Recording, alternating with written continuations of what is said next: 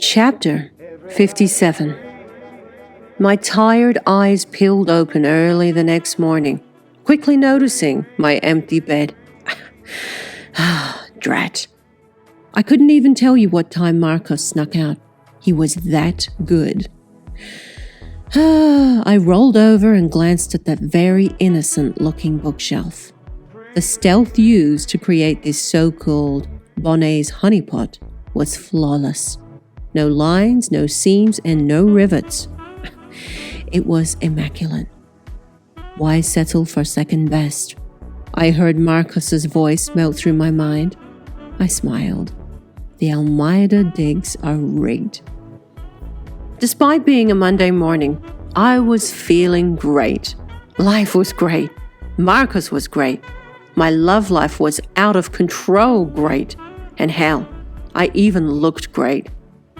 After our becoming a bad habit stop at Starbucks, Henry and I rolled up at the frosty grounds of the Laguna Blanca schoolyard.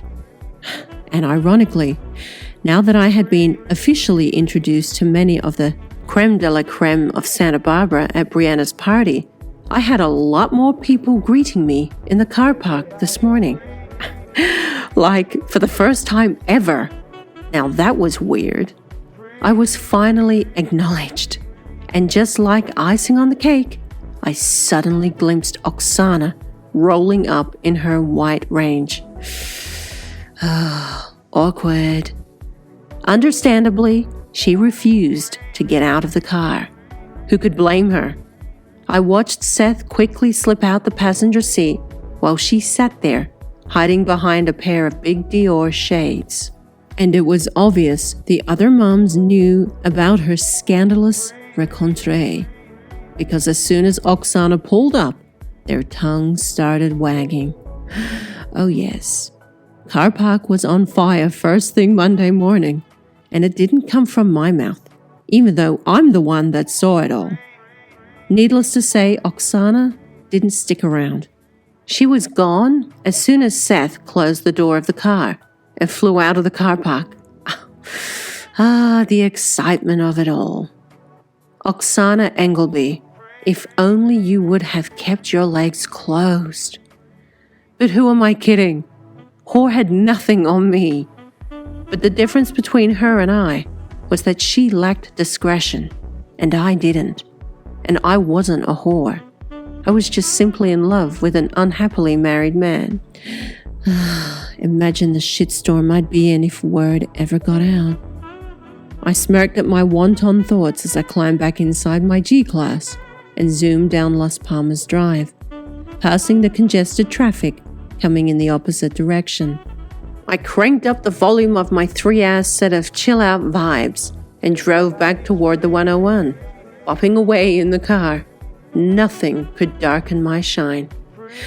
Was it possible to be so happy? I never dreamed of it. Ever. I didn't even know it existed like this. I was so happy and head over heels in love. Crazy in love. And I was sure to make anyone gag had they been sitting next to me. Suddenly, my phone buzzed. Massey. What the hell? Hey, Massey, I answered, slightly confused. How's things? Hey, Bonnie. Girls, say hi to Bonnie. Immediately, little squealing voices filled the G-Class. Hey, girls. Hey, Bonnie. Sorry for the commotion. I'm driving down Chautauqua traffic, getting the girls off to school. Oh, I don't miss that road, I snickered. So, Candace's birthday is coming up, and she wants to invite you, if you're not too busy to come down.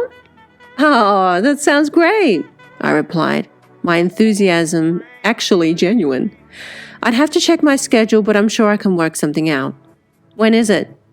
On Saturday, 2 p.m. at the house. Okay, cool. I'll email you and let you know. Oh, okay, great, Massey cried excitedly. So anyway, how are things going with the Almeidas? How are things going with the Almeidas? Well, where should I start, Massey? Oh, things are going great, I replied, grinning like a loony. Marcus Almeida is so good looking, Massey blurted out. I burst out laughing, surprised by her bluntness. Yes, he is so good looking. Bitch, and that's just the start of it. I could hear Violet having a meltdown in the background. Oh, okay, I'll let you go now. Okay, thanks, Bon, Massey said, sounding slightly flustered. Take care of yourself. The phone dropped out with the music filling my car once more as I rolled along the 101. I took the Hot Springs exit and crawled back up the mountain, back to Marcos. Marcos Almeida, the billionaire hottie with a big penis who stole my heart with a house full of gold and guns and a shitload of money. Damn. Chapter 58. I shut the front door. Morning, Bon, Dave called out with his head shoved in the fridge. Nothing unusual. Hey, Dave, I replied, noticing April's Louis Vuitton luggage on a trolley at the front entrance. A crap load of it. Lady was really leaving. Oh, pop the champagne. I walked into the sun-drenched atrium, seeing both Marcos and April eating together. I almost, out of habit, ran my hand up along Marcos's back. The dangerous automatic body reflexes love does to oneself. And that's just how comfortable I was around Marcos now, with or without April's presence. Marcus had turned me into the queen of smooth, and by now, walking on eggshells was something I could almost do in my sleep. Oh, hey, Bon, April meekly smiled, putting down the school newsletter beside her buttered toast with jelly. A look of concern had shaded her face, and I felt like a confrontation was coming on. Oh no. Morning, Bonnet, Marcus muttered, head buried in the financial review as per usual. I gazed at his face, just wanting to devour him. Morning, I answered quietly, taking my seat beside him. Bonnie, I wanted to ask you something, April said soberly. Oh, shit. Sure, I said, giving her my most professional face. I took my saucer and poured myself a cup of tea.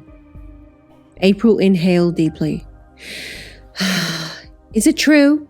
She asked. The rumor about Oksana being caught in Brianna Braserjo's bathroom with that waiter? I shared an uncomfortable glance with Marcos, watching him thrust a fork piled with fried egg into his mouth. Marcos, you told her? I turned my attention back to April. Erin Summersby told me last night, she continued. She was there at the party. Erin Summersby was the tall lawyer lady about town, always donning the "I'm a serious lawyer" dress code, and always in other people's business. She's just as bad as the rest of them. Oh, I muttered, totally relieved it wasn't Marcos. I knew in my heart he would never tell her anything. She said you were the one that caught Oksana. I raised my eyebrows and took a sip of my tea as April stared me down. You bitches really have nothing more to do with your time, do you? I remained tight-lipped, and so did Marcos. If it is true, April began carefully, I will have nothing more to do with Oksana, and Seth will no longer be welcome at this house. My eyes widened with abhor. I couldn't believe the words I was hearing. I wanted to throw my cup of tea at her face. You cruel bitch of a woman.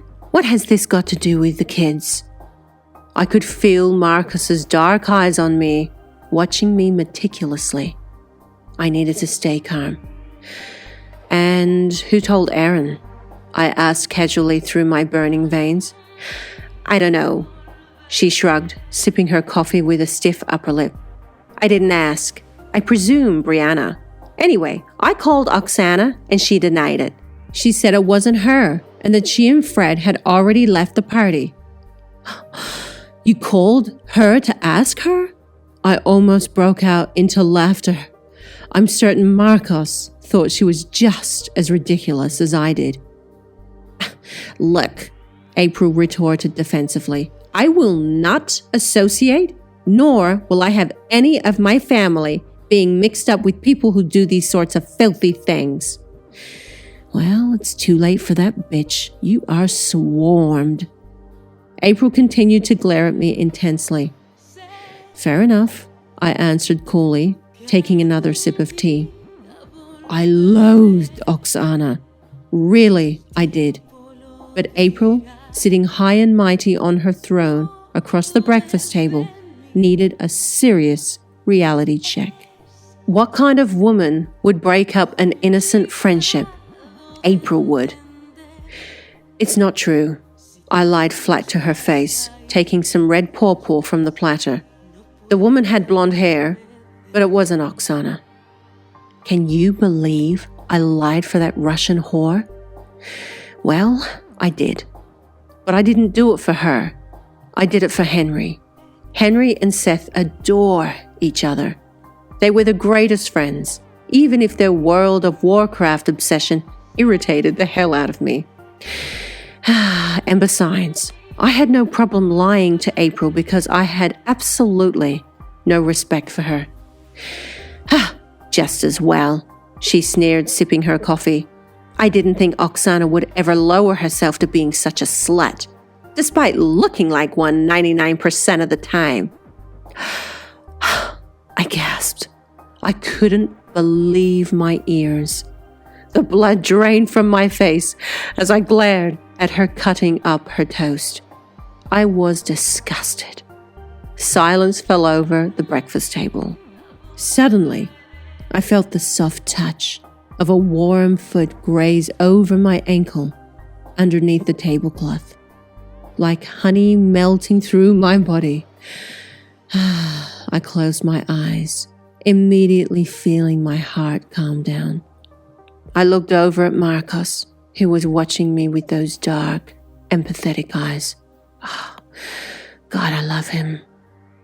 Have a nice trip, April, I smiled, leaning over to hug her bon voyage, hopefully for good. I'd already had enough of her for one day. Thanks, Ban, and thank you for watching Henry for these next couple of days. You're welcome, I nodded, getting up from the table. I hope you both have a nice day. Excuse me. See you later, Bonnie. Marcus spoke quietly, his face in another newspaper. Gorgeous man, you will see me later. Chapter 59. A little while later, as I was finishing some office work, I heard April and Marcus leave the house in the Range Rover. Sighing happily, I walked down through the garden and into my quarters, flopping onto my bed with my laptop. I could finally relax. I scanned through the fresh emails that had come in and casually opened a new paycheck email from Peggy. I never checked these emails because I knew how much I was getting paid. But today I just thought I would open one anyway.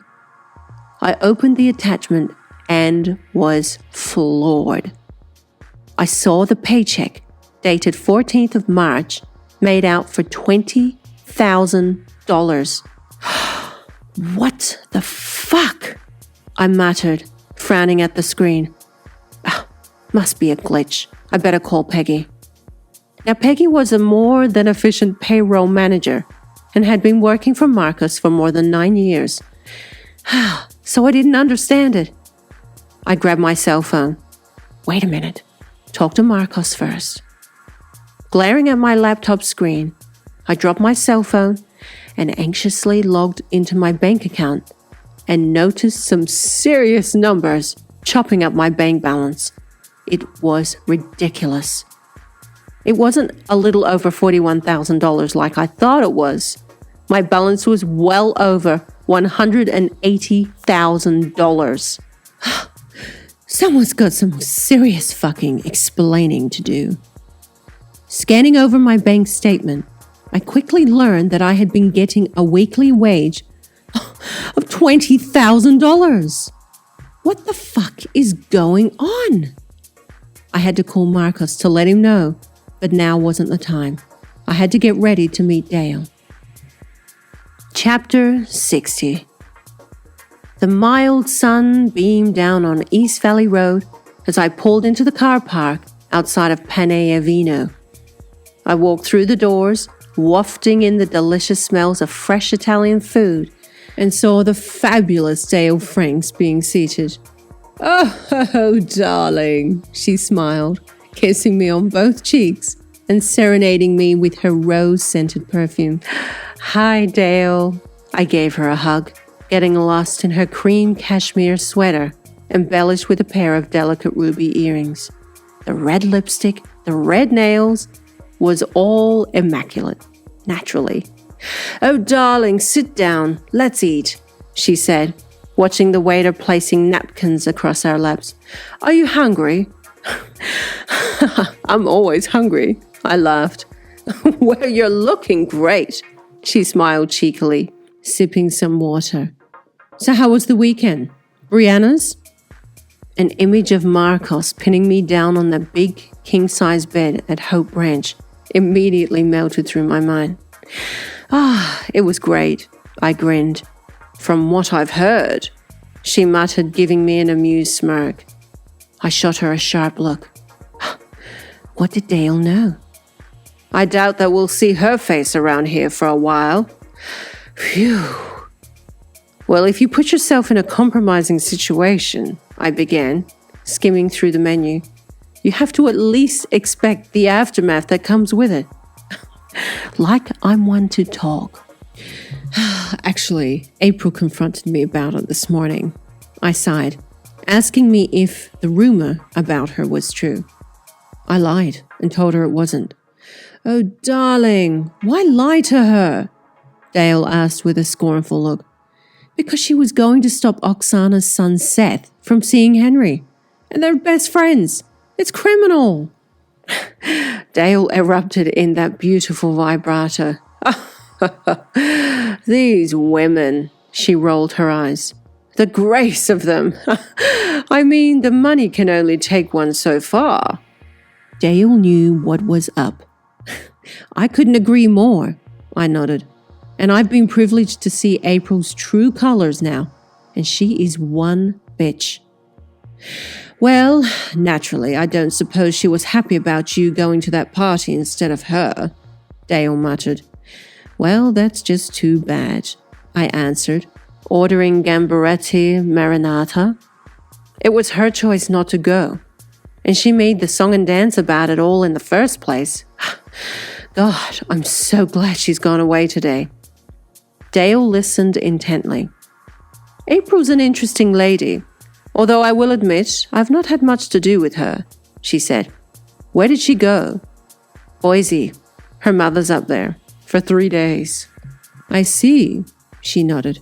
"And how's Marcos?" I felt my heart flutter at the mere utterance of his name, just like I had so many times before. "How's Marcos? Let me wipe my drool from the floor so you don't slip, Dale." "Marcos is great," I answered quickly, raising a glass of water to my lips. Dale sat silent across the table, carefully watching me with those piercing blue eyes. "Darling," she began, selecting her words thoughtfully, "I see a lot of me in you. Your manner, the way you present yourself, your carefree nature. I mean, you have it all going on." I listened to her, wondering where she was going with this. "Now, I don't want to sound like I'm mothering you, but just be careful." I felt my stomach drop, glaring at her. "Whatever do you mean, Dale?" She tore some ciabatta bread and dipped it in the olive oil on the table. "You know what I mean, Bonnie," she murmured with a low voice, flashing me those clever eyes. Oh no, Was it that obvious? No, I don't, I stammered incredulously, eagerly sipping some more water. Enlighten me, please.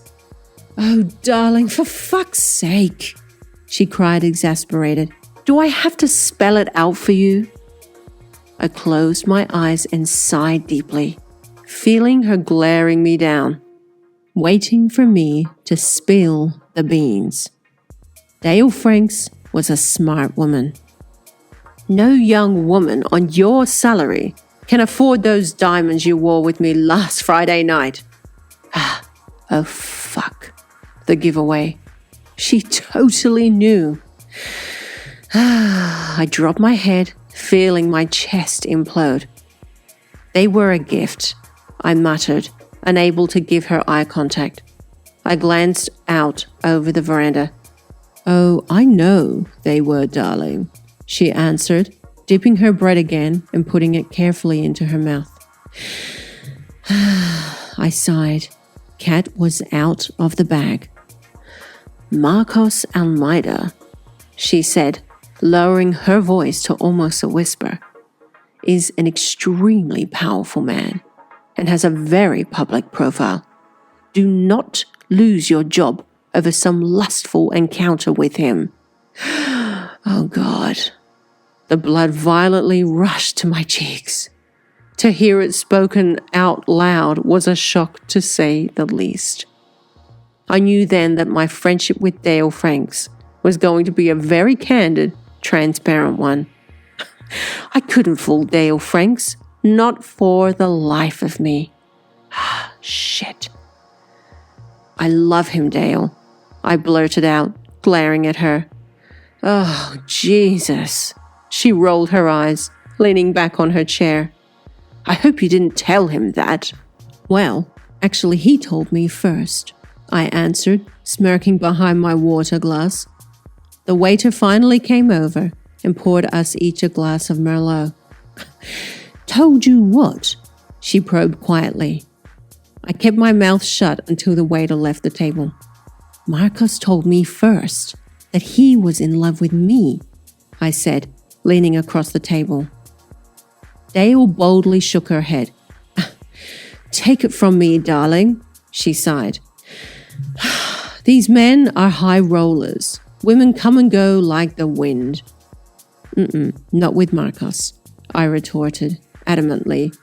He's given me access to, I paused, looking for the right words, to things that even April doesn't know about. Things, Dale hissed.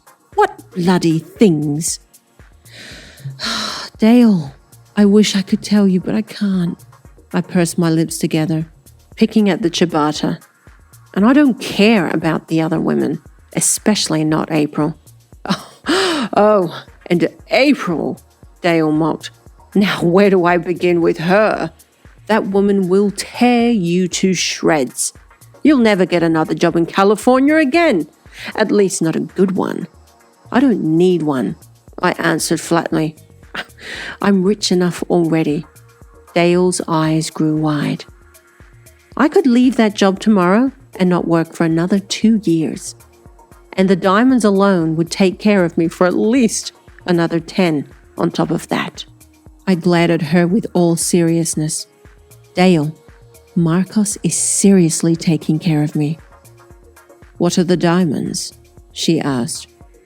Cartier, and you only saw the earrings. She held the stem of her wine glass. Some serious diamonds, Bonnie. And so how long has this thing with Marcus been going on for? A few months. And so no doubt you've had sex, she muttered quietly, giving me lowly eyes. Of course we have, I answered quickly. Oh, Christ, she gasped. I think I need another drink. She nodded her head for service. I snickered under my breath. I had flustered Dale. Moments later, our food, along with more wine, arrived at the table. Dale glanced up at me. You're in deep, darling. I know, I sighed. Should anything ever get out publicly, it could be very damaging for Marcos. It won't, I replied, sipping my wine.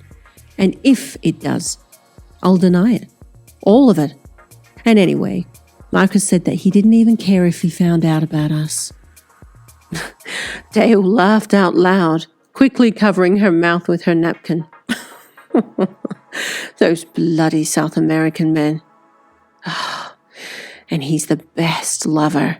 I gushed quietly, feeling my eyes roll into the back of my head with my tantalizing memories. Well, with that reaction, I believe it, Dale smirked, picking at her Gazzetto di Cos'è.